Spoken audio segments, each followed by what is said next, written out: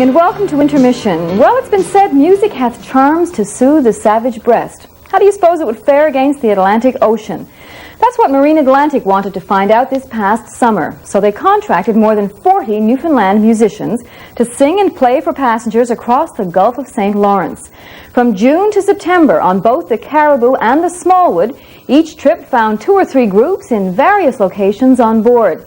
It was especially appreciated on board the Smallwood, whose longer day crossings out of Argentia called for a little more distraction. We followed one of the groups on the Argentia run, a group formed and trained especially for the summer program. Red leather, yellow leather, red leather, yellow leather, red leather, yellow leather, red leather, yellow leather, red. Sounds like the password at a convention for tongue twisters. Not even close. It's almost summer, and these young Newfoundlanders are psyching up for the high seas. And that's not a mysterious mantra against motion sickness. These are student musicians, actually, and they were selected by a company known as Newfoundlandia Productions to sing and play their way across the Gulf of St. Lawrence. For most, that will be a new and maybe nerve-wracking experience.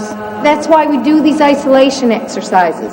As we isolate our ribs and our hips, it's so that in our mind we can isolate where we're holding tension and release it, so that when we get up on stage we look like we live there.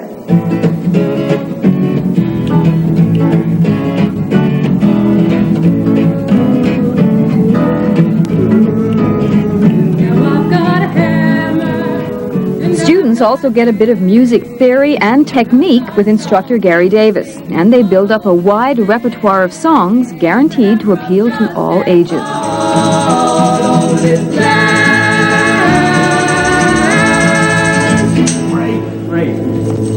Great. That's great. That's the way it should be. Okay.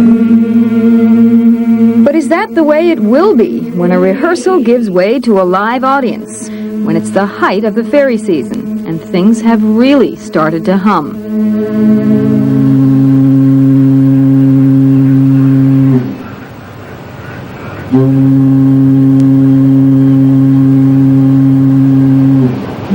Put your left foot in, you take your left foot out. You put your left foot in, and you shake it all about. You do the hokey pokey. Well, it's the middle of August, and by now these rookie entertainers have both feet planted firmly on the decks of the Joseph and Clara Smallwood. Jonathan Lane, Sheila Williams, and Jeff Power now call themselves the Castaways and have worked out a regular routine. It's 2:30 in the afternoon, almost halfway between Argentia and North Sydney, and a concert for kids comes in real handy. Skinnamarink-a-dinky-dink, skinnamarink-a-doo. The music draws them like a magnet.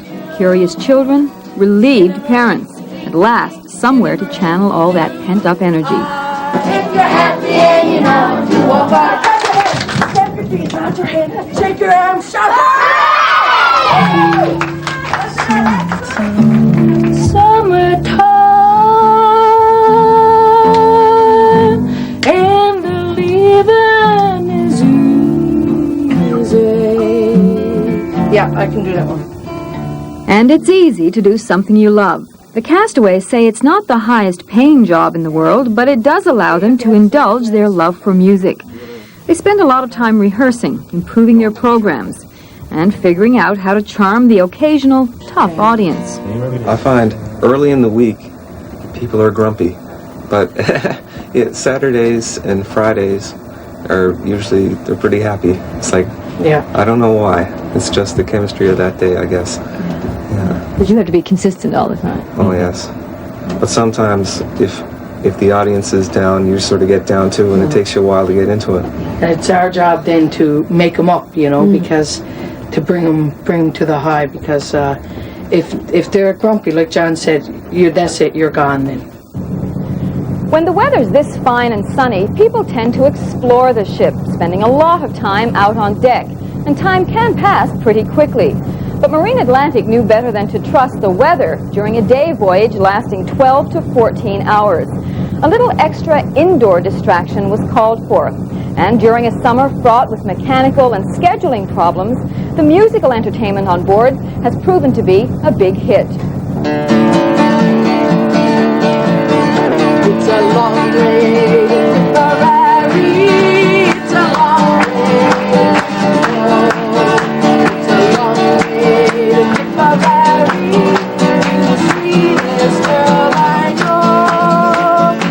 Today's crowd is a lively one, and proof once again that in any mixed group of people anywhere, for some reason you can't go wrong with old Irish war songs.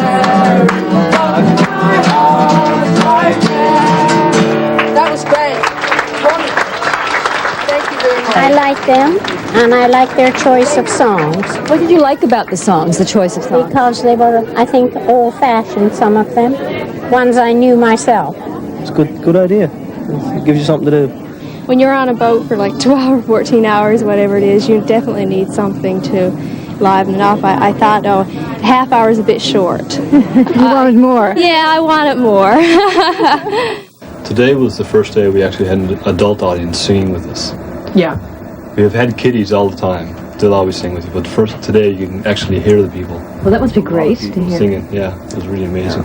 Does that make a real difference to you then? Oh, yes, because then then it makes realize that everyone is listening. Because, I mean, up until people either clap or sing, you're left in the dark wondering, are we doing anything here, or are we just making people fall asleep?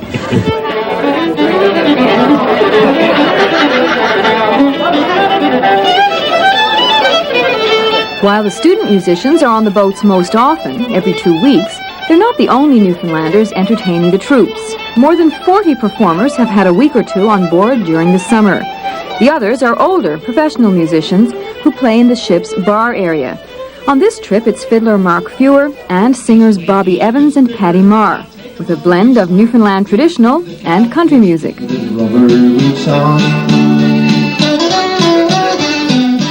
It's altogether different, Matter of fact, it's different in a positive way, because every time we dock, we get a new audience, and the people are in a party mood. They're coming home from a holiday, or they've had a holiday, they're heading back to their homeland or whatever. So everybody's in a good mood. It's great. Passengers may come and go, but for the performers, the ship becomes a home away from home. The crew becomes family, the galley a late-night haunt. The lounges, somewhere to play host to a steady stream of guests. Just to hear people saying good things about you, what you're doing for them, makes you realize that, you're not only doing this for yourself and for the money or for the experience, but you're doing it to please other people as well, and to make their trips easier. All three say it's been a good experience, that they do it again next year, that it's encouraged them to pursue their interest in music. So farewell to Nova Scotia, the sea bound. By summer's end, it may have been farewell to Nova Scotia, but as for the future, it seems that sunset skies limit. On the briny ocean tossed, will you ever heave a sigh or a wish for me? And in case you're wondering, Marine Atlantic hopes to continue its music program next summer, in some form at least. This program was the biggest ever undertaken by Marine Atlantic, and spokesman Doug Burgess says it was a great success. He says it will likely be back next year in some form, but the details are not yet finalized. Newfoundlandia spokesman Alex Wells, who organized all 40 musicians, says he'll be making another contract proposal to Marine Atlantic. As for another student training program, that will depend on a federal grant. But he's hoping. And that's intermission for this Thursday. See you next week when I'll have a story about an artist and an archaeologist who teamed up to look for the Beothuk Indians. See you then.